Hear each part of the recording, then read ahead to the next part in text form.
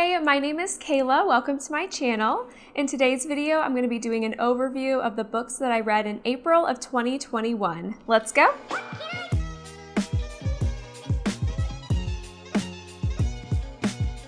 Here are the 4 books that I finished in April. So my overview of the books may have some spoilers, so beware if you haven't read them yet. The 4 books that I read in April were My Dark Vanessa, Gone with the Wind, The House in the Cerulean Sea, and Outlander. The first book that I read this month was My Dark Vanessa. So after being done with this book for a couple of weeks now, I'm still kind of unsure how I feel about it. So first of all, I almost didn't finish this book. So I read on my Kindle, and I remember looking and I was 25% of the way done, and me just being like, I don't know if I can keep reading this. I don't know if I can continue to stomach the relationship between Vanessa and Strand. So the book is basically about the relationship between a student and her teacher. And there's a huge age gap, and she's 15 and I think was 42.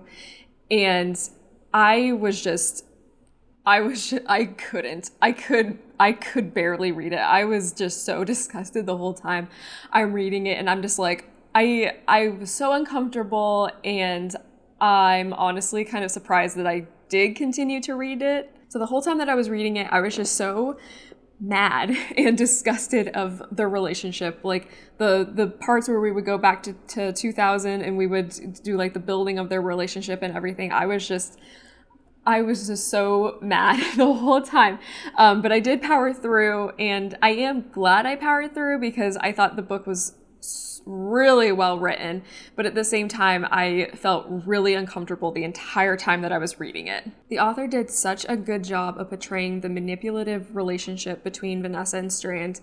The whole time, I was just hoping that he would stop grooming her, hoping that she would stop talking to him. I was so mad that the relationship was happening, and it was so sad to me how fucked up Vanessa got into like her adult life because this had happened to her. And it was really hard for me to read about how much she just kept justifying what had happened, and how she was talking about how the relationship was a good relationship or a valid relationship, and she just kept justifying it, and it was really hard to read. I don't think that I would ever reread the book. I don't think that I could.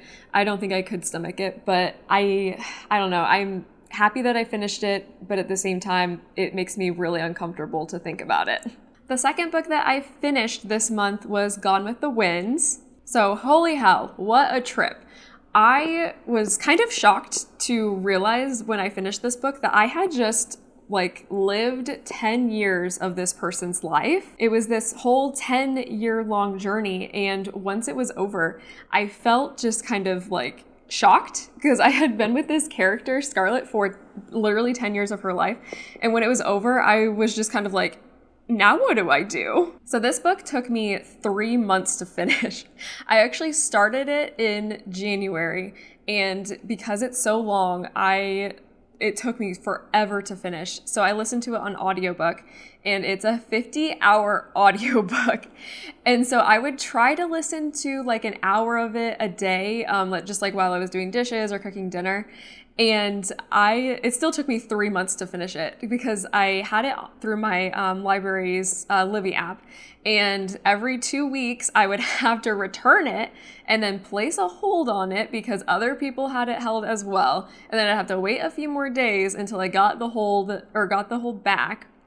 And then I could continue to read it. So it was quite the process for me to read this book, but I was dedicated. I do have to say that reading the book, since it was based in the 1800s, kind of before, during, and after the Civil War, it was really uncomfortable. For me, the biggest redeeming quality of the book was Scarlett herself. I loved Scarlett as a character. She was such a bad person.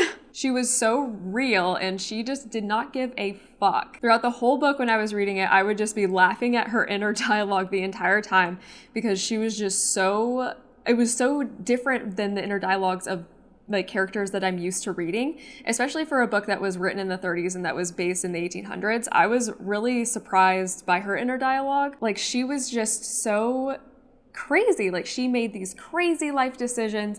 I was always so shocked when she married another person that she didn't love, or when she made a crazy life-altering decision that affected everyone around her. And I do have to say that her talking about Ashley throughout the entire book for 10 years, her being in love with him, oh my God, it made me so mad. I was so irritated. Every time that she would be like, oh, Ashley, I'd be like, oh my God, stop. And then in the end, when she realized like, oh, I don't actually love him, I was like, oh my God, thank God, because I am sick of hearing about Ashley. And then I do respect the book not ending in like the happily ever after stance. I really liked how it ended with, it was just so realistic, I thought. Like, it wasn't like she didn't really get her happily ever after because did she really deserve a happily ever after? Because she was, you know, such a bad person. And then getting to read the classic line, the frankly, my dear, I don't give a damn. That was so good. So my favorite quote from the book, I feel like it's a quote that really sums Scarlet up as like a person. Was the one where she's like, she's talking about one of her husbands, and she's like, I could have been nicer to him. And Rhett's like, you could have been if you'd been someone else, but you were born to bully anyone who would let you. So overall, when I was done with this book, I was just like, I didn't know what to do with myself. I was shocked, and I felt just kind of empty. I do feel like maybe I would reread it in a couple of years, or I would purchase it just to kind of leaf through, just because it was so long and so much happened. It was 10 years of this person's life. And I felt like it was so, the dialogue, or the inner dialogue of Scarlet was so different than other things that I had read before. And I really enjoyed that. But it was a crazy book. The third book that I read this month was The House in the Cerulean Sea. So this book is really well loved. I see it recommended all the time. And honestly, after reading it, I totally get it. I would recommend this book to anyone. It is perfect. It is heartwarming. It has a lot of personality. The story is really great. I just really loved this book. The main character of Linus was super relatable. You start with him being in like this just soul-sucking job, and it was humorous, but at the same time, it was relatable. You could just feel his misery, even though he's convincing himself that he's not miserable. So I was really happy when he finally got to the island. And then throughout his time being there, I felt like he was really relatable, and it was really nice to be able to see the change in his personality while he was there. Being able to watch him grow as a person and really find purpose was just really heartwarming. And a big piece of that was the children on the island and Arthur. And they were just such great characters. They all had such like spunky personalities, and they were just such a treat to read about. And I liked how you got to spend individual time with each character. And to really get to know them and to really grow to love them. I really wanted what was best for all of them, and I'm really happy that it ended in a really happy way. So I found myself highlighting in my Kindle this book a lot, just because there were so many quotes about just like acceptance in life and being loved. So I had way too many quotes from this book to be able to like share them all. So I just kind of narrowed it down, and I'd say that my favorite one that I feel like kind of represents the book as a whole is you were able to choose the life you wanted, and if you were the lucky sort, sometimes that life chose you back. I thought that was just super sweet, and I would 100% reread this book.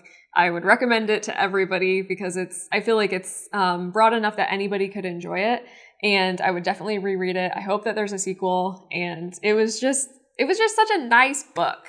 The last book that I read this month was Outlander. So I saw this book recommended a couple of times as people's like favorite romance novel.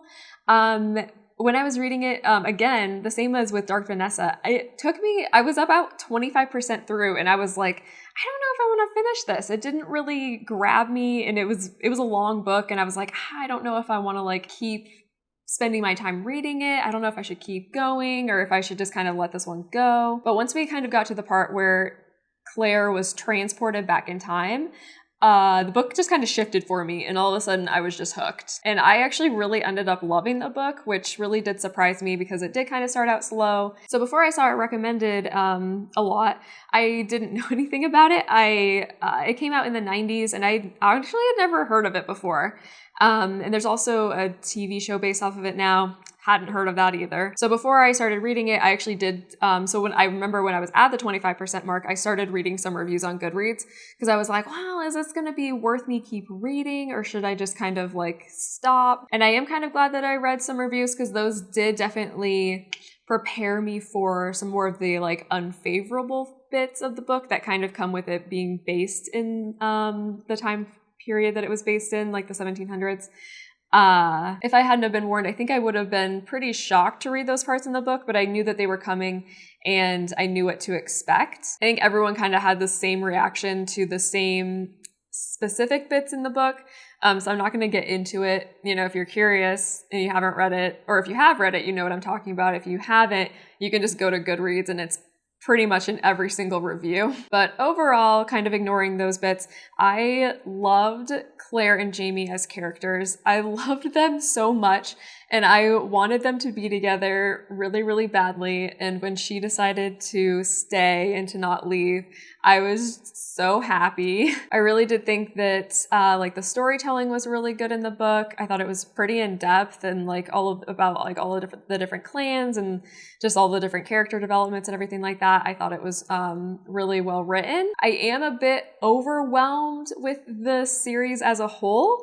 So when I first started reading it, everyone was just recommending Outlander. And so I don't know why. I didn't realize that it was that there were 8 books in the series so far, and that there's a 9th one coming out.